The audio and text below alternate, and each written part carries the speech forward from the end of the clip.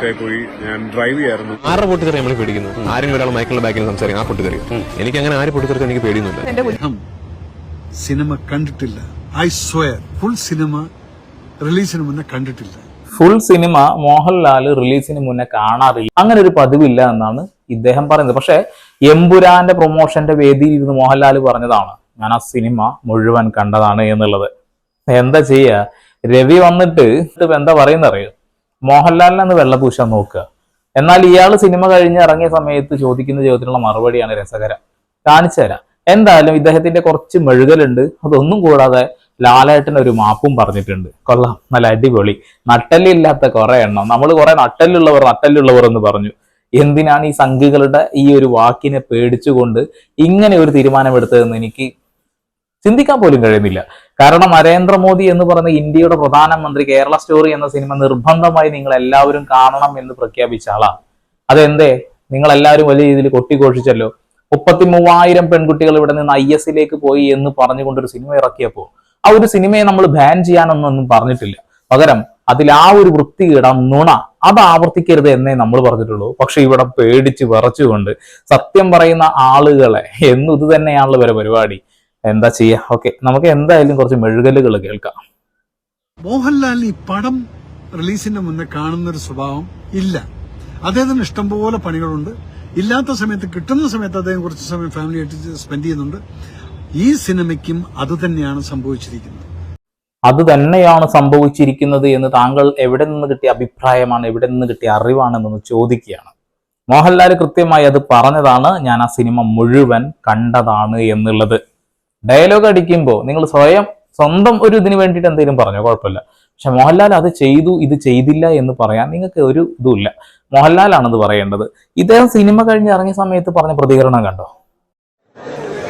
അടിപൊളി.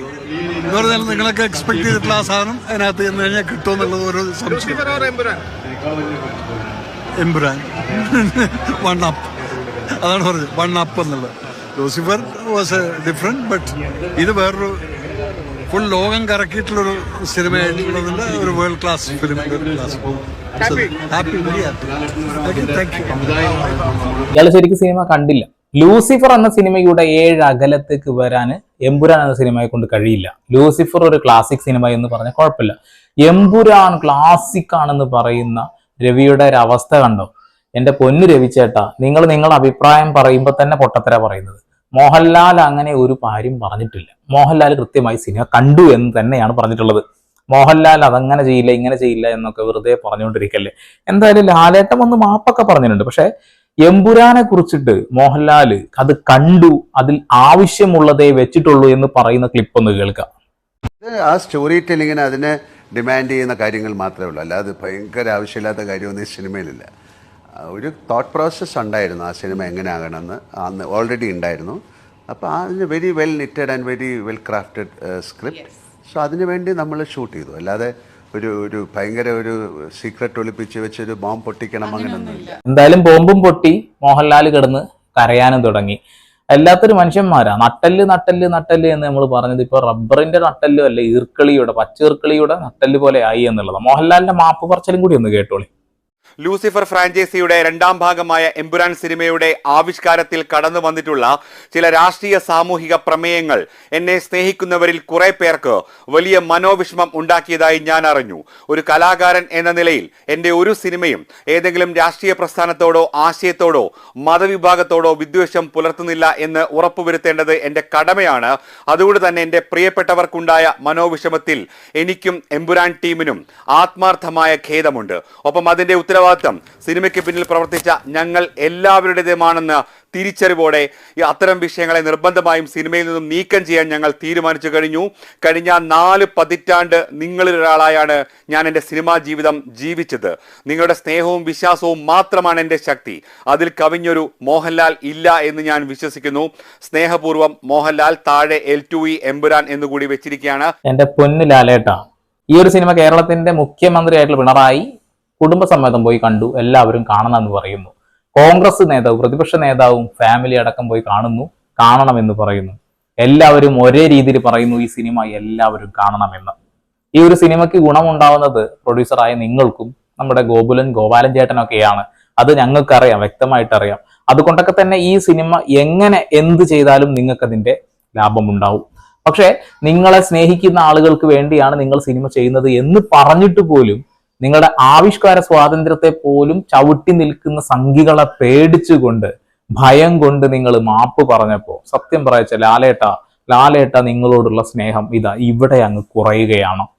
വല്ലാത്തൊരവസ്ഥയാണ്. എന്തായാലും പൃഥ്വിരാജിനെ അനാവശ്യമായിട്ട് എയറിൽ കയറ്റിക്കൊണ്ടിരിക്കുകയാണ്. തിരക്കഥ എഴുതിയ മുരളി ഗോപി ഒരു RSS കാരനാണ്. അദ്ദേഹത്തിന്റെ അച്ഛൻ ഭരത് ഗോപി അയാളും ഒരു RSS കാരനാണ്. എന്നിട്ട് പോലും അയാളെ ഒന്നും ചൊറിയാൻ പോലും നിങ്ങൾ തയ്യാറല്ല. ഈ ഒരു സിനിമ ഇപ്പൊ കേരള സ്റ്റോറി എന്ന സിനിമ വരുന്നു. കേരള സ്റ്റോറി എന്ന സിനിമ നിർബന്ധമായും കാണുന്നത് കേരളത്തിൽ നടന്ന, കേരളം ജിഹാദികളുടെ നാടാണ് എന്ന് പറഞ്ഞ നരേന്ദ്രമോദി, ഇന്ത്യയുടെ പ്രധാനമന്ത്രി, ഡയലോഗ് അടിച്ച് നിങ്ങൾ കണ്ട എല്ലാവരും കാണണമെന്ന്. കേരളത്തിൽ അങ്ങനെ ഒന്നും സംഭവിച്ചിട്ടില്ല എന്ന് ആർജവത്തോടു കൂടി ഇവിടെയുള്ള എല്ലാവരും പറഞ്ഞപ്പോൾ അന്ന് എതിർത്ത് നിന്നത് കേരളത്തിൽ അങ്ങനെ തന്നെയാണ് എന്ന് പറഞ്ഞത് RSSകാരാ. അതേ RSSകാര് ചെയ്ത തെമ്മാടിത്തരം ചൂണ്ടിക്കാണിച്ച ഒരു സിനിമ, ആ ഒരു സിനിമയെ അടിച്ചമർത്താൻ ശ്രമിച്ചപ്പോൾ അതിന്റെ കൂടെ നിന്നത് പോലെയാണ് എനിക്ക് ഇപ്പൊ തോന്നുന്നത് എന്നുള്ളതാണ്. ഓക്കെ, എന്തായാലും ഈ ഒരു സിനിമയെ കുറിച്ച് ഒരാളുടെ അഭിപ്രായമാണ് ഞങ്ങൾ ഇനിയും മുസ്ലിങ്ങളെ കൊന്നൊടുക്കും എന്നുള്ളത്. ന്യൂസ് 18 വന്ന ഈ ഒരു ശബ്ദം അത് ഞെട്ടിക്കുന്നതാണ്. ഇത് മുഴുവനായിട്ട് നിങ്ങളൊന്ന് കാണണം, ഒന്ന് കേൾക്കണം. തൃശ്ശൂരിൽ നിന്നും ശ്രീ ശിവജി, താങ്കൾക്ക് എന്താണ് ഈ വിഷയത്തിൽ പറയാനുള്ളത്? ശിവജി എന്ന് പറയുന്ന ഒരു സംഖ്യയാണ് സംസാരിക്കുന്നത് കിരൺ സാറേ. അതറിയാം. സംഖ്യയാണ്. പ്രത്യേകം പറഞ്ഞേര് മറ്റേ പുള്ളിയോട്, നമ്മുടെ ദീപുവിനോട്, ഞാൻ സംഖ്യ തന്നെയാണ്. ശരി, അത് അറിയാമല്ലോ, നമുക്ക് അറിയാമല്ലോ ശിവജി സംഖ്യയാണെന്നുള്ള കാര്യം. ഞാൻ പറയുന്നത് ഗോദ്രയിലെ കലാപവും ഞങ്ങൾ ഉണ്ടാക്കിയതാണ്, ഗുജറാത്ത് കലാപവും ഞങ്ങൾ തന്നെ ഉണ്ടാക്കിയതാണ്. ഇവന്മാരെ ഞങ്ങൾ തട്ടിയതുവാ. എന്താ പ്രശ്നം? ഇതാണ് സംഘികളുടെ തലക്കകത്ത് ചാണകം തന്നെയാണ് എന്ന് പറയുന്നതിന് ഏറ്റവും വലിയ ഉദാഹരണം. ഇയാൾ ഇങ്ങനെ ഒരു കാര്യം പറഞ്ഞിട്ട് പോലും കേരള പോലീസ് കേസ് പോലും എടുത്തിട്ടില്ല എന്നുള്ളതാ.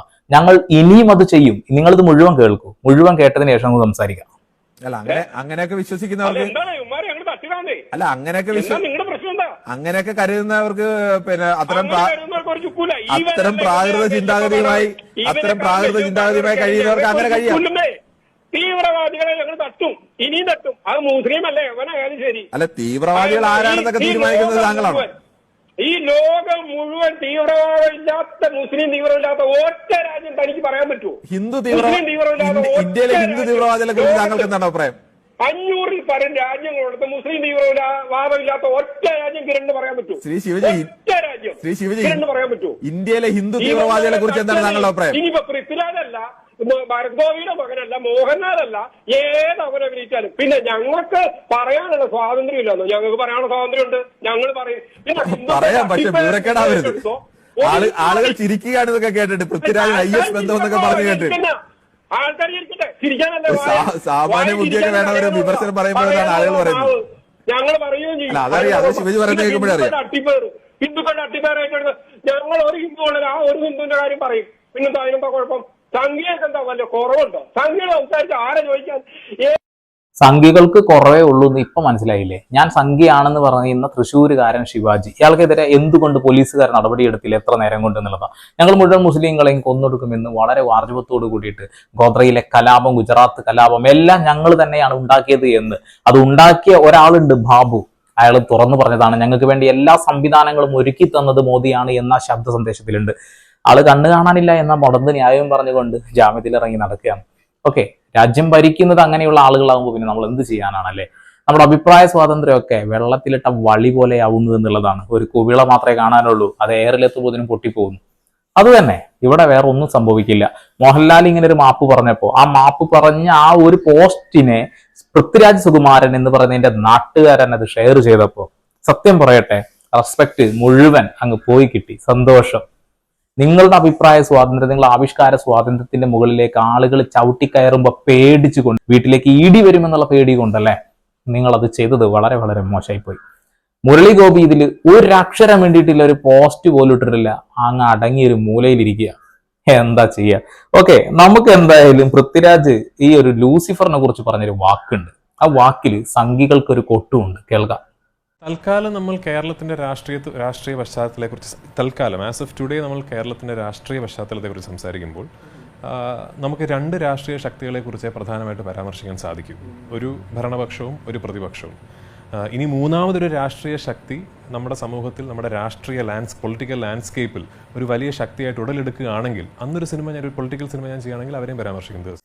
അതായത് ഒരു കാരണവശാലും കേരളത്തിൽ സംഖ്യകൾ പൂത്തുലയില്ല എന്ന് തന്നെയാണ് പറയുന്നത്. സുരേഷ് ഗോപിയോട് സിനിമയെക്കുറിച്ച് അഭിപ്രായം ചോദിച്ചപ്പോൾ നല്ല കാര്യം പറയൂ എന്നുള്ളതാണ്. സിനിമ ചെയ്യാൻ വേണ്ടി ഞാൻ ചിലപ്പോൾ ഈ പദവി തന്നെ ഒഴിവാക്കുമെന്ന് പറഞ്ഞ ആളാണ്. സിനിമയെക്കുറിച്ച് പറയുന്നത് നല്ല കാര്യമല്ല പോലും. ഓക്കെ, എന്തു ആവട്ടെ, അത് അയാളുടെ സ്വാതന്ത്ര്യം അല്ലേ, അവിടെ കിടക്കട്ടെ അത്. ഓക്കെ, നമ്മൾ ഒരുപാട് ചർച്ച ചെയ്തൊരു വിഷയമാണ് എമ്പുരാൻ സിനിമയിൽ ആ രാഷ്ട്രീയം. ഗുജറാത്ത് കലാപത്തിൽ ആ ഒരു കലാപം ഉണ്ടാകുന്ന ഗോദ്രയിലെ ട്രെയിനിന്റെ അകത്ത് നിന്നുണ്ടായ തീപിടുത്തത്തിൽ കൊണ്ടാണ് എന്ന് കൃത്യമായിട്ട് രേഖകളുണ്ട്. എന്നിട്ടും അത് മുസൽമാൻ ചെയ്തതാണ് എന്ന് പറഞ്ഞുകൊണ്ട് അനാവശ്യമായിട്ട് ഓരോ പ്രശ്നങ്ങൾ ഉണ്ടാക്കി.